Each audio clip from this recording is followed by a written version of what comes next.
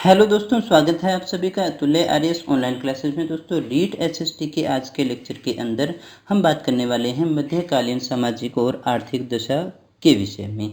मध्यकाल के अंदर हमारा समाज किस प्रकार से बंटा हुआ था, किस प्रकार की उस समय जाति व्यवस्था थी, किस प्रकार की सामाजिक जो है स्तरीकरण हमें देखने को मिलता था और महिलाओं की स्थिति किस प्रकार की थी, ये सारी सामाजिक व्यवस्था है उसके विषय में आज हम डिस्कस करने वाले हैं। दोस्तों, भारतीय समाज के अंदर भी, भारतीय सामाजिक संगठन में भी जो परिवर्तन है वो समय अनुकूल हमें देखने को मिलता है। जिस प्रकार से हम देखें, वैदिक काल का प्रारंभ जिसे हम ऋग्वेद के नाम से भी जानते हैं दोस्तों, तो उस समय जो हमारा समाज था, भारतीय समाज था, वो कर्म आधारित हुआ करता था। समाज जो है वो कर्म के आधार पर 4 वर्गों में बंटा हुआ था। ब्राह्मण, क्षत्रिय, वैश्य और शूद्र 4 वर्णों के अंदर बंटा हुआ था।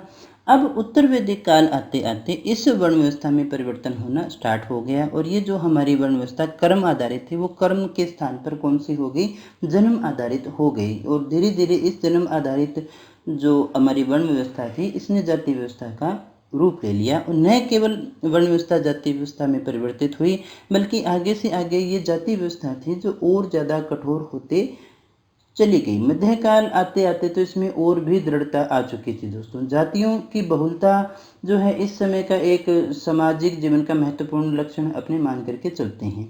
वैदिक युग की बात करें तो शूद्र वर्ण के जो लोग उस समय जो हुआ करते थे वो अब निम्न जाति के माने जाने स्टार्ट हो गए।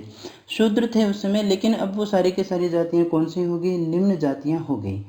और देखिएगा दोस्तों, जातीय प्रथा जो हमारी थी उसका मध्य युगीन भारतीय समाज पर बहुत ही ज़्यादा विनाशकारी प्रभाव पड़ा और ये भारतीय समाज के लिए घातक ही नहीं क्योंकि अभिशाप भी था।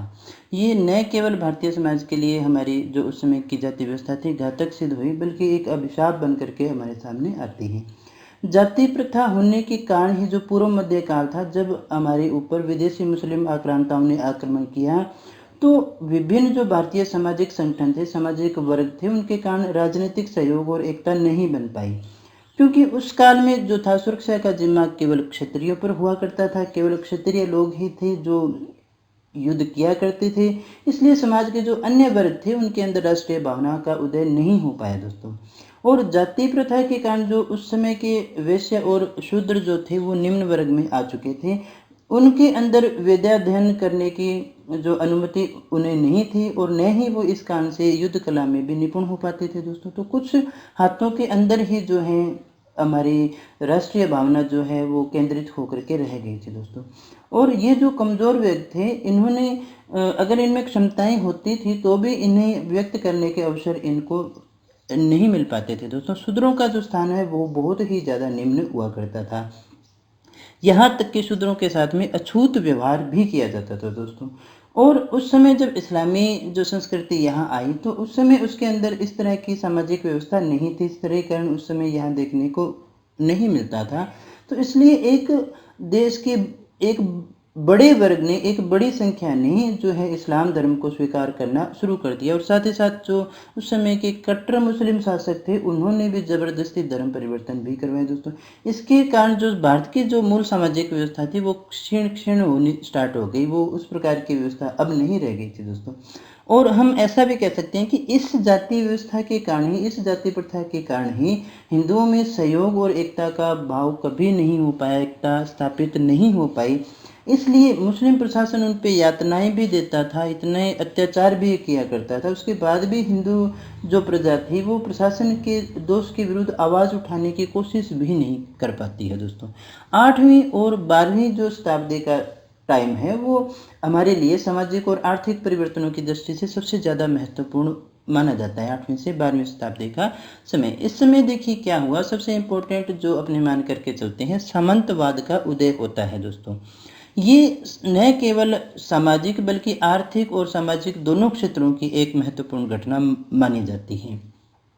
सामंतवाद के कारण ही एक आत्मनिर्भर ग्रामीण व्यवस्था का उदय होता है। सामंती व्यवस्था के कारण ही स्थानीय संस्कृतियों का विकास भी होता है दोस्तों। मध्यकाल में जो देखिएगा अनेक मुस्लिम अरबी आक्रमणकारी आए, यहाँ तक कि 1192 के तराइन के सेकंड वार की अगर हम बात करें तो भारत में 1192 के बाद में लगभग मुस्लिम शासन की स्थापना होनी शुरू हो चुकी थी, शासन की स्थापना हो चुकी थी। और 14वीं शताब्दी के पूर्वार्ध तक आते आते तो अधिकांश भारत के अंदर मुस्लिम शासन की स्थापना हो गई। अब जो है अरब और तुर्क जो लोग हुआ करते थे वो यहाँ पर स्थायी रूप से भारत में बसना स्टार्ट हो गए, और इसी के फलस्वरूप जो है इस्लामी संस्कृति और भारतीय संस्कृति का मेल हुआ। इस्लामी संस्कृति और भारतीय संस्कृति का जब मेल हुआ तो इससे न केवल हिंदू धर्म में जो है आर्ट और लिटरेचर है, साइंस है, इसने इस्लामिक तत्वों को ग्रहण किया, बल्कि हिंदू सभ्यता की आत्मा और जो हिंदू संस्कृति थी वो भी बड़ी सीमा तक प्रभावित हो पाई थी। दोस्तों हिंदू सभ्यता और हिंदू संस्कृति भी बड़ी सीमा तक इनसे प्रभावित हुई थी। हमने उन तत्वों को ग्रहण करना स्टार्ट कर दिया। दोस्तों इन दोनों संस्कृतियों के मिश्रण से ही एक नई संस्कृति का जन्म हुआ। इन दोनों संस्कृतियों के मिश्रण से एक नई संस्कृति का जन्म हुआ जिसे हम इंडो इस्लामिक सभ्यता के नाम से जानते हैं, इंडो इस्लामिक संस्कृति के नाम से जानते हैं। दोस्तों अब आगे बढ़ते हुए हम देखते हैं कि सामाजिक व्यवस्था में क्या क्या परिवर्तन आने स्टार्ट हुए। तो देखिए भारतीय संस्कृति पर इस्लामी प्रभाव तो था, लेकिन वो प्रभाव सीमित था। दोस्तों पूरे भारतीय संस्कृति पर उसका प्रभाव नहीं हो पाया, क्योंकि इसका जो मुख्य कारण था वो ये माना जाता है कि मुस्लिम जो बस्तियां थी वो प्रशासन के साथ में थी, इसलिए उनका जो विकास हुआ वो नगरों तक ही था, नगरों तक ही वो सीमित हो पाई। दोस्तों तो इसलिए जो है पूरी संस्कृति पर इसका प्रभाव नहीं हो पाया था। दोस्तों अब हम बात करें उस समय जो पारिवारिक व्यवस्था थी वो किस प्रकार की थी। तो सामाजिक व्यवस्था के अंदर हम उस समय देखते हैं कि मध्यकालीन में जो भारत में परिवार थे वो अधिकतर किस प्रकार के थे, वो संयुक्त परिवार ही हुआ करते थे। दोस्तों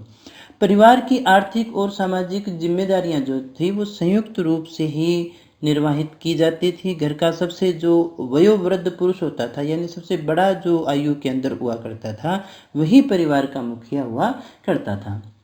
मध्यकाल में प्राचीन भारत की जो कर्म आधारित वर्ण व्यवस्था थी, जिसकी बात अभी हमने डिटेल में भी की है दोस्तों, तो वो जन्म आधारित जाति व्यवस्था का रूप ले चुकी थी।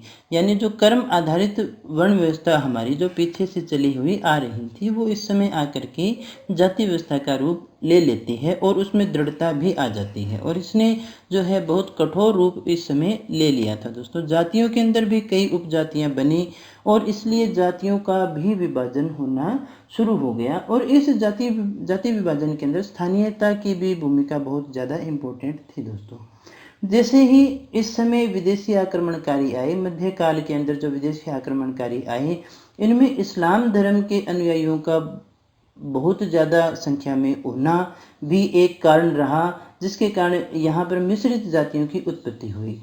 जब मध्यकाल में विदेशी आक्रमणकारी आए तो उसमें अरबी और तुर्की मुसलमान जो थे वो बहुत ज़्यादा संख्या में थे, और विद्रोहियों के यहाँ आने से जो मिश्रित जातियाँ हुई उनके कारण शूद्रों की संख्या के अंदर काफ़ी ज़्यादा वृद्धि हमें देखने को मिलती है। हालांकि इस समय जो ब्राह्मणों का समाज जो स्थान था वो वैसे का वैसे ही था। इस समय भी ब्राह्मणों की जो है हिंदू समाज के अंदर सर्वोच्च स्थान जो था वो बिल्कुल बना हुआ था, वैसे का वैसा ही था। हम समाज को दो वर्गों में बांट करके हमें देखना पड़ेगा, क्योंकि मूल जो हमारा भारतीय समाज था वो हिंदू समाज के रूप में था, और मुस्लिम संस्कृति यहाँ पर आती है मुस्लिम आक्रांताओं के साथ में। अब उनमें भी परिवर्तन होगा और हमारे अंदर यानी हिंदू समाज के अंदर जो भारतीय समाज है उसमें भी परिवर्तन हुआ। दोनों को पैरेलल में हमें समझने की कोशिश करनी पड़ेगी। दोस्तों इस समय भी जो हिंदू समाज की बात करें तो ब्राह्मणों का जो स्थान था वो सर्वोच्च था। उन्हें सामाजिक, आर्थिक और धार्मिक रूप से जो विशेष राजनीतिक अधिकार भी इनको प्राप्त थे। दोस्तों अर्थोपार्जन के लिए कई बार जो है वो कृषि का कार्य भी कर लिया करते थे। मूल कार्यों के साथ में जीविकोपार्जन के लिए कृषि का कार्य कर सकते थे। दोस्तों पूर्व मध्य काल की अगर हम बात करें तो इसमें क्षत्रियों की संख्या और कुलों के अंदर काफ़ी ज़्यादा वृद्धि होती है। क्षत्रियों की संख्या देखिए बढ़ती है। राजपूत इस समय के मुख्य क्षत्रिय माने जाते हैं। दोस्तों राजपूतों का प्रमुख कार्य शासन करना और युद्ध करके देश की रक्षा करना हुआ करता था। इनका काम इतना ही हुआ करता था, यही इनका मुख्य कार्य था। अब देखिएगा उसके बाद में जो परिवर्तन होता है कि मुस्लिम उस समय की अगर हम बात करें तो इस्लाम अपने उदारवादी और प्रजातांत्रिक सामाजिक व्यवस्था के लिए जाना जाता था, विश्व विख्यात हुआ करता था। दोस्तों तो मुस्लिम शासन की स्थापना के साथ ही हिंदू समाज के दो उपेक्षित और पददलित वर्ग के जो अधिकांश लोग थे उन्होंने सामाजिक समानता के अधिकार को प्राप्त करने के लिए इस्लाम धर्म को स्वीकार करना शुरू कर दिया। और साथ ही साथ हमने बात की कि कट्टर जो मुस्लिम शासक थे उन्होंने जबरदस्ती धर्म परिवर्तन भी करवाए। तो इससे क्या हुआ, सामाजिक व्यवस्था थी वो चरमराने लगी। तो इस समय जो हमारे भक्ति आंदोलन के जो महान संत थे, कबीर थे, गुरु नानक थे, दादू थे, ऐसे जो संतों ने जो है समाज में व्याप्त रूढ़िवादिताओं को दूर करने का प्रयास किया, सामाजिक संगठन में परिवर्तन और दलित वर्ग के उद्धार के लिए इन्होंने बहुत ही सराहनीय कार्य किए थे दोस्तों, ताकि इस प्रकार के जो धर्म परिवर्तन है और उनके जो उस समय के सामाजिक जो बिखराव था उसको समाप्त किया जा सके दोस्तों। सूफीवाद का उद्भव भी हम इस्लाम की ही देन मान करके चलते हैं। जिस प्रकार से हिंदुओं के अंदर जो है भक्ति आंदोलन आता है, उसी प्रकार से इस्लाम के अंदर भी सूफी आंदोलन है वो आता है दोस्तों। इसने जो इस्लाम की रूढ़िवादिता है उसको कम किया और हिंदू मुस्लिम समन्वय के मार्ग को प्रशस्त करने का कार्य किया था। अगर हम बात करें पर्दा प्रथा जो हमारे अंदर आज भी मौजूद है कहीं ना कहीं, तो ये इस्लामिक सभ्यता की ही देन मानी जाती है दोस्तों। उस समय वहाँ बुर्के का प्रचलन हुआ करता था दोस्तों।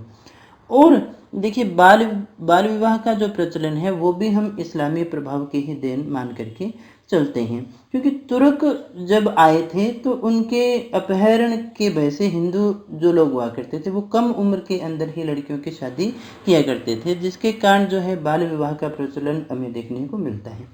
इस्लाम के प्रवेश से पहले देखिए यहाँ पर सती प्रथा का प्रचलन था। सती प्रथा का प्रचलन तो था लेकिन जौहर प्रथा नहीं थी। जौहर प्रथा हमें देखने को नहीं मिलती थी। सती प्रथा के तो प्रमाण हमें उस समय भी मिलते हैं, लेकिन जो है जौहर प्रथा उस समय नहीं हुआ करती थी दोस्तों। तो मुस्लिम समाज शासन की स्थापना के बाद जब तुर्क शासकों का आक्रमण होता था, तो राजपूत राज्यों पर जब इनका आक्रमण होता तो देखिएगा राजपूत रानियां और अन्य जो स्त्रियां हुआ करती थी वो अपने सतीत्व की रक्षा के लिए जौहर किया करती थी दोस्तों। तत्कालीन समाज में वैश्यों और शूद्रों के सामाजिक स्तर के अंदर कोई महत्वपूर्ण अंतर नहीं रहा था, यानी लगभग उनको एक ही कैटेगरी में डाल दिया गया था दोस्तों। शूद्रों की वहाँ पर कई प्रकार की श्रेणियाँ विद्यमान थी। शूद्रों को जो है वेदों का अध्ययन करने और धर्मानुकरण की अनुमति नहीं हुआ करती थी। इस प्रकार के जो अधिकार हैं वो इनके पास में नहीं हुआ करते थे दोस्तों।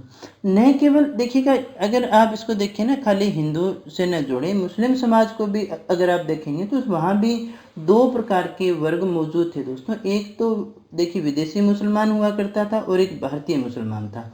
विदेशी मुसलमान जो था उसको विशेषाधिकार वहाँ भी ज़्यादा प्राप्त थे, और जो भारतीय मुसलमान था उसको उतने अधिकार प्राप्त नहीं हुआ करते थे दोस्तों। जो विदेशी मुसलमान थे उन्हें बड़ी बड़ी जागीरें मिलती थी, जिनमें तुर्क जो लोग थे, ईरानी थे, अफगानी थे, और ये जो लोग हुआ करते थे वो उसमें शामिल हुआ करते थे। भारतीय मुसलमान की बात करें तो वो कौन सा था, वो मुसलमान थे जो हिंदू से मुसलमान बने थे दोस्तों। विदेशी मुसलमान इन्हें भी निम्न स्तर का मानते थे, जैसे भारत में निम्न वर्ग था उसमें भी उस प्रकार का निम्न वर्ग माना जाता था। इन्हें जो है विदेशी जो मुसलमान थे उनके समान ही उच्च पद प्राप्त नहीं हुआ करते थे। तो हिंदू समाज के प्रभाव से मुस्लिम समाज में भी देखिए इस प्रकार से जाति प्रथा का जो है वो प्रवेश हो गया था। उस प्रकार का उच्च और निम्न का जो भाव है वो यहाँ पर भी पैदा होना स्टार्ट हो गया था दोस्तों। तो उस समय जो समाज में वैश्य और शूद्र हैं उनको सामाजिक स्तरीकरण के अंदर जो है एक कोई महत्वपूर्ण अंतर उनका नहीं था। या तो ब्राह्मण हुआ करता था या फिर क्षत्रिय वर्ग था जो शासन को संभालने का कार्य किया करते थे। विशेषतः शूद्रों को वेदाध्ययन और धर्मानुकरण का अधिकार प्राप्त नहीं था। अभी हमने बात भी की कि मुगल समाज जो था, मुगलकालीन भारतीय समाज था, वो भी जाति बंटनों में आगे से आगे जकड़ता चला गया था दोस्तों। इसके बाद में देखिएगा मुस्लिम समाज के इन विभिन्न वर्गों में भी जो हमने बात की आपस में वैमनस्य बना रहता था। औरंगजेब के समय जो है सिया सुन्नी मतभेद भी बहुत उच्च पराकाष्ठा पे था। सिया सुन्नी के बीच में वर्ग संघर्ष हमें देखने को मिलता है। अब एक मूल बात अपनी करते हैं इस समय की कि मध्यकालीन जो मुस्लिम समाज है वो 3 वर्गों में बांटा जा सकता है। क्वेश्चन आपसे पूछा भी जा सकता है। मध्यकालीन मुस्लिम समाज है उसको भी हम 3 वर्गों में बांटते हैं दोस्तों। कौन कौन से? एक तो है शासक वर्ग, शासन वर्ग या शासक वर्ग, आप इसको शासक मान करके चलना। शासक वर्ग था, दूसरा अभिजात वर्ग हुआ करता था और तीसरा साधारण वर्ग हुआ करता था। शासक वर्ग में वे लोग जो शासन किया करते थे वे बहुत ही विलासितापूर्ण जीवन जिया करते थे दोस्तों। इसी के साथ में इसकी हेल्प के रूप में जो शासन को चलाने में सहयोग किया करता था वो सारा का सारा वर्ग अभिजात वर्ग के अंदर माना जाता था। तीसरा जो एक बड़ा वर्ग था वो था सर्वसाधारण का वर्ग। सर्वसाधारण का ये जो हमारा वर्ग था ये मेनली तो देखिएगा नगरों तक ही सीमित था, शहरों तक ही सीमित था, क्योंकि हम ऐसा कह सकते हैं कि मुस्लिम प्रशासन का जो केंद्र था वो मुख्यतः शहरों तक ही सीमित था। अब इस तीसरे वर्ग में कौन थे? व्यापारी, सर्राफ, साहूकार जो हुआ करते थे, कारीगर थे, गुलाम थे, साधारण वर्ग के जो भी पेशेवर लोग हुआ करते थे वो सारे के सारे इसमें ही आते थे। व्यापारी जो थे वो भी साधारण वर्ग के अंतर्गत ही आते थे। ये अनाज, घोड़े और दैनिक जीवन की जो भी सामग्री है उनका मुख्यतः क्रय विक्रय किया करते थे। और व्यापारी वर्ग के बाद समाज के अंदर देखिएगा हलवाई, कारीगर, कसाब, इस प्रकार के जो लोग थे वो भी हुआ करते थे दोस्तों।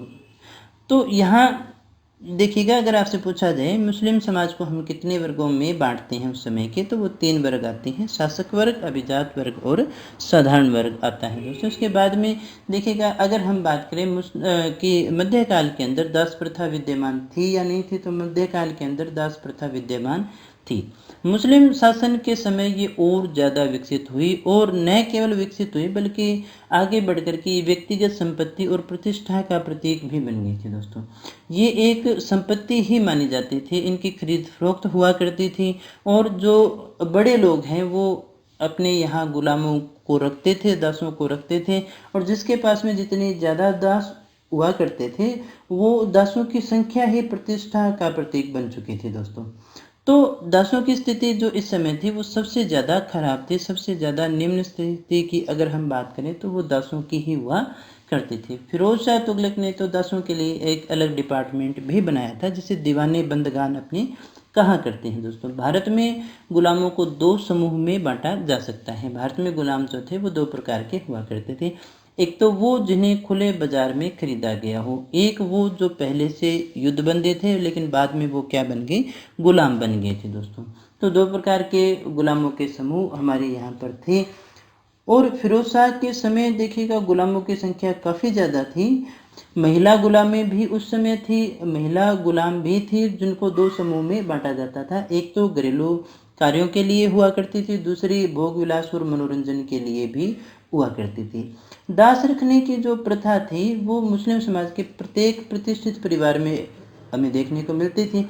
लेकिन जैसे जैसे समय बीतता चला जाता है तो साधारण लोग भी घरेलू कामकाज करने के अंदर हीनता का अनुभव करना शुरू कर देते हैं और वहाँ भी दास दासियों को रखने की परंपरा शुरू हो जाती है और इस प्रकार से एक दासों की डिमांड भी स्टार्ट होती है। और फिर दूसरे देशों से दास जो यहाँ पर हैं वो लाए जाने भी स्टार्ट हो गए थे दोस्तों। हिंदू समाज की अगर हम अभिजात वर्ग की बात करें तो उसमें हिंदू शासक हैं, रावत है, जमींदार हैं, इस प्रकार के जो लोग हैं इसमें शामिल हुआ करते थे। हिंदू व्यापारी, साहूकार, थोक व्यापारी, ब्राह्मणशील व्यापारी के रूप में हिंदू समाज जो है आगे से आगे बढ़ा हुआ था। ग्रामीण सामाजिक अगर व्यवस्था की बात करें तो उस समय महाजन और साहूकारों का भी महत्वपूर्ण स्थान हुआ करता था। ये राजस्व भुगतान के लिए आधारभूत कार्य किया करते थे, उसका एक आधार ही था दोस्तों। परिवार भारतीय ग्रामीण समाज का मुख्य केंद्र हुआ करता था, लेकिन हिंदू समाज का पारिवारिक आचार व्यवहार मुसलमानों से भिन्न था, उससे थोड़ा अलग हुआ करता था जो मुसलमान लेकर के आए थे। हिंदू और मुस्लिम जो दोनों समाज थे दोनों ही परिवारों में बच्चे के जन्म से ही समारोह शुरू हो जाया करते थे दोस्तों। परिवार जितना ज़्यादा इज्जतदार होता है कर्मकांड उतने ही ज़्यादा विस्तृत हुआ करते थे। आज भी हम देखते हैं एक अगर कोई साधारण परिवार है और एक अगर इज्जतदार यानी कि एक प्रतिष्ठित परिवार है तो आप देखते हैं जहाँ पर रीति रिवाज जो हैं एक निम्न वर्ग के परिवार के अंदर कुछ दिनों में ही सिमट जाते हैं, 1-2 दिन में ही सिमट जाते हैं। वहीं जो प्रतिष्ठित परिवार हैं उनके अंदर विवाह के जो संस्कार हैं वो बहुत दिनों तक चलते हैं। जहाँ एक निम्न परिवार के अंदर इनके जो रीति रिवाज रस्म है जिनको खाली नाम मात्र से पूरा ही किया जाता है, वहीं जो एक प्रतिष्ठित परिवार है उसके अंदर आज भी हम देखते हैं छोटी सी छोटी बात को भी सेलिब्रेट किया जाता है। तो इस समय यहाँ भी था, व्यक्ति जितना इज्जतदार होता है, जितना प्रतिष्ठित होता है, कर्मकांड उसके पास में उतने ही ज़्यादा थे, उतने ही ज़्यादा कर्मकांड हमें वहाँ देखने को मिलते थे। मध्यकालीन समाज के अंदर महिलाओं की स्थिति की बात करें तो उसमें भी पहले की अपेक्षा गिरावट आनी स्टार्ट हो गई थी दोस्तों। उस समय हिंदू नारियों की दशा जो है बड़ी ही शोचनीय हुआ करती थी। मध्यकालीन समाज में बहु विवाह प्रथा की भी हमें मौजूदगी देखने को मिलती है, लेकिन यह आम वर्ग में नहीं था दोस्तों। बहु विवाह की प्रथा तो थी लेकिन आम वर्ग में ये हमें देखने को नहीं मिलती थी, ये राजाओं और अमीरों तक ही सीमित हुआ करती थी। मध्यकाल में विवाह की कोई निश्चित आयु हमें देखने को नहीं मिलती है दोस्तों। इसके बाद में देखिएगा मुस्लिम स्त्रियों की बात करें तो उनको भी पर्याप्त स्वतंत्रता नहीं दी गई थी दोस्तों, उन पर भी अनेक प्रतिबंध वहाँ पर लगाए गए थे। मुस्लिम उलेमाओं और जो मौलवी थे उन्होंने स्त्रियों को बहुत ही निम्न दर्जा दिया। यहाँ तक कि फिरोज शाह तुगलक ने तो स्त्रियों को धार्मिक व्यक्तियों के मज़ार पर जाने में भी रोक लगा दी थी दोस्तों। मुगल काल में ग्रामीण समाज की हम बात करें तो इस समय की मुख्य विशेषता थी वो उसका अत्यधिक श्रेणीबद्ध स्वरूप क्रमों में फटा हुआ था। किसानों के आम वर्ग को हम रेती या फिर पालती कहा करते थे। मध्य काल में निम्न वर्ग के लोगों को छोड़कर हिंदू विधवाओं को पुनर्विवाह की अनुमति नहीं हुआ करती थी। विधवा को अपने पति के मृत शरीर के साथ में जलना पड़ता था। ऐसा न करने पर अपमानजनक और संकटमय जीवन भी उन्हें व्यतीत करना पड़ता था। इसके बाद में हम बात करते हैं मध्यकालीन आर्थिक दशा के विषय में दोस्तों। तो इस काल में जो अगर हम बात करें पूरी इकोनॉमी किससे संचालित होती थी तो वो एग्रीकल्चर पर ही आधारित थी। कृषि पर आधारित अर्थव्यवस्था जो है उनकी इस समय हुआ करती थी, लेकिन भूमि के जो स्वरूप हैं उसमें निरंतर परिवर्तन होते रहे थे। भूमि का वर्गीकरण मोटे तौर पर हम इक्ता, खालसा और अनुदान की भूमि के रूप में देखते हैं दोस्तों। नई तकनीकें आई इस समय, हालांकि बहुत ज़्यादा परिवर्तन तो जो है कृषि के अंदर नहीं हो पाया था, लेकिन नई तकनीकों के आने से सिंचाई व्यवस्था में सुधार हमें यहाँ देखने को मिलता है। नील और अंगूर जैसी कुछ नकदी फसलों का भी प्रसार यहाँ पर हो पाया क्योंकि सिंचाई जो है वो स्टार्ट हो गई थी दोस्तों। नहरों द्वारा सिंचाई का जो विकास है वो इसी समय हमें देखने को मिलता है। नहरें बनवाने वाले प्रथम सुल्तान की बात करें तो वो है गयासुद्दीन तुगलक। देखिएगा इस टॉपिक में से हमारे यहाँ बहुत ज़्यादा फैक्चुअल क्वेश्चन नहीं बनते हैं दोस्तों। अगर कोई प्रश्न पूछेगा तो व्यवहारिक प्रश्न पूछने की संभावना ज़्यादा है। आपसे पूछ सकता है कि निम्न कथनों में से सत्य कौन सा है और असत्य कौन सा है। यहाँ तक कि मोहम्मद बिन तुगलक ने तो नहरों के लिए एक अलग से विभाग भी स्थापित किया था जिसे दीवाने अमीर के नाम से अपने जानते हैं। सल्तनत काल में शहरों का विकास हुआ और व्यापार में भी वृद्धि हुई दोस्तों। शहरों का विकास तो हम जानते हैं इसी कारण से हुआ क्योंकि शासन उनका वहीं से चलता था दोस्तों। आक्रमणकारी जो है वो नई तकनीकें भी लेकर के आई जिसके कारण विलासिता के क्षेत्र में रेशमी कपड़ों का उत्पादन बढ़ा। ईरान से कालीन बनाने की जो है कला भी भारत के अंदर आई। साथ ही कागज निर्माण तकनीक भी आई और भवन निर्माण में भी रोजगार की जो है वृद्धि होती है दोस्तों। तो बाहर से अगर कोई संस्कृति आती है तो वो अपने साथ में कलाएं भी लेकर के आती हैं, रोजगार भी लेकर के आई थी, जिससे नए प्रकार के रोजगार यहाँ पर सृजित होने प्रारंभ हो चुके थे दोस्तों। यहाँ के व्यवसायों की हम बात करें, उद्योग की बात करें तो मछली पालन, धातु कर्म, नमक उत्पादन, अफीम, शराब उत्पादन जैसे मुख्य उद्योग जो हैं वो इस समय थे और ये ग्रामीण और शहरी दोनों ही क्षेत्रों में विद्यमान हुआ करते थे दोस्तों। और जो है आंतरिक व्यापार है वो भी इस समय हमें देखने को मिलता है। दो प्रकार के आंतरिक व्यापार की अपने यहाँ बात कर सकते हैं। तो गांव और शहर के बीच थोक वस्तुओं का हुआ करता था और एक विभिन्न शहरों के बीच में अधिक मूल्यवान वस्तुओं का जो है आयात निर्यात हुआ करता था।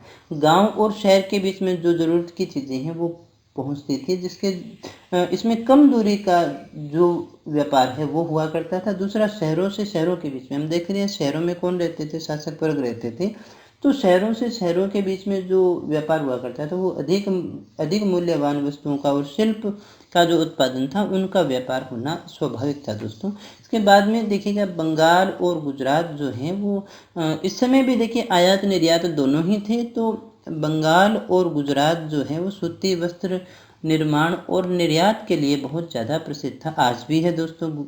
गुजरात से मलक्का को निर्यात का प्रमुख माल जो था वो रंगीन कपड़े हुआ करते थे, यानी गुजरात से मलक्का को क्या जाते थे, रंगीन कपड़े बेचे जाते थे। तो इस प्रकार का कोई ना कोई प्रश्न अगर कठिन पेपर बने तो पूछा जा सकता है दोस्तों, अन्यथा इस प्रकार के प्रश्न पूछने की संभावना बहुत ही कम रहती है। वहाँ से व्यापारी जो है मसाले लेकर के भारत में आते भी थे दोस्तों। आयात की इस समय दो प्रमुख वस्तुएं हुआ करती थी। आयात क्या होता था, एक तो होते थे घोड़े और दूसरा हुआ करता था बहुमूल्य धातु, जिसमें सोना और चांदी शामिल हुआ करती थी। यह निर्यात की जाने यहाँ से निर्यात की जाने वाली जो वस्तुएं थी वो थी अनाज और सूती वस्त्रों का जो है वो निर्यात हुआ करता था। दास, हमने कहा भी दास भी एक प्रकार की संपत्ति हो चुकी थी, तो उनका भी निर्यात हुआ करता था। कहाँ होता था, मध्य एशिया में। और नील जो है वो एक व्यावसायिक फसल का यहाँ रूप ले चुकी थी, तो ये ईरान को निर्यात की जाती थी। गोमेद जैसे जो मूल्यवान पत्थर हैं वो भी निर्यात होते थे। समुद्री व्यापार का जो हमारा केंद्र था वो सिंध हुआ करता था। सिंध से लेकर के बंगाल तक और गुजरात का जो मालाबार है, कोरोमंडल तट है, ये सभी जो है माल को ढोने के लिए एक मुख्य केंद्र बिंदु थी। तत्कालीन अगर भारत की बात करें तो धन का जो वितरण है वो समान नहीं था, असमान वितरण हमें देखने को मिलता है। अंतिम दौर में हम बात करें तो इस समय की मुद्रा व्यवस्था में हम देखें तो सल्तनत काल में चांदी का टका, कौन सा, चांदी का टका और तांबे का जितल मुद्रा के रूप में प्रयोग किया जाता था। ये बात थोड़ी सी इम्पोर्टेंट है दोस्तों कि टका क्या है, जितल क्या है, तांबे का होता था, सोने का होता था। इस प्रकार के प्रश्न यहाँ से कोई ना कोई आपसे पूछे जा सकते हैं। अकबर कालीन जो सिक्के थे उनके अंदर रुपया, जलाली, दरब आदि ये जो सिक्के थे वो चांदी के हुआ करते थे, और तांबे का जो सिक्का हुआ करता था दाम। तो दाम और रुपया हम देख सकते हैं कि उस समय के शब्द हैं। आज भी हम पूछते हैं इस चीज़ का दाम क्या है। दाम क्या हुआ करता था, एक तांबे का सिक्का था। इसके अलावा भी बहुत प्रकार के सिक्के हुआ करते थे, जिन्हें अधेला, पावला, दमड़ी है ना, चमड़ी जाए पर दमड़ी न जाए, जितल, इस प्रकार के सिक्के हुआ करते थे दोस्तों। मुगल काल में सोने और चांदी जैसी बहुमूल्य जो धातु थी उनमें कमी आनी स्टार्ट हो गई, जिसके कारण उन्होंने तांबे के सिक्कों का भी प्रयोग किया था दोस्तों। वो भी उस समय हमें देखने को मिलता है। तो ये हमने बात की मध्यकालीन सामाजिक और आर्थिक दशा के विषय में। जितनी बातें जरूरी थी वो सारी बातें अपने कर चुके हैं दोस्तों।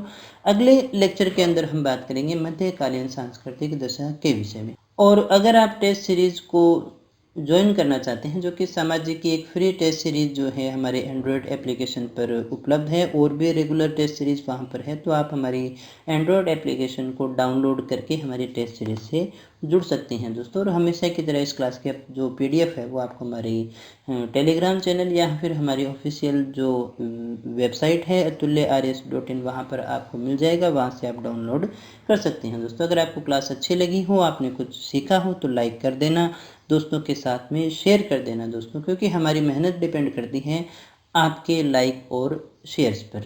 अगर आप चैनल पर पहली बार आए हैं तो चैनल को सब्सक्राइब कर लेना, और आपकी क्लास में किसी प्रकार की बाधा न पड़े तो आप बेल आइकन को ज़रूर दबा लेना, ताकि क्लास आते ही आपको तुरंत प्रभाव से नोटिफिकेशन मिल जाए। दोस्तों मिलते हैं अगली क्लास में, तब तक बने रहिए हमारे साथ। Thank you very much.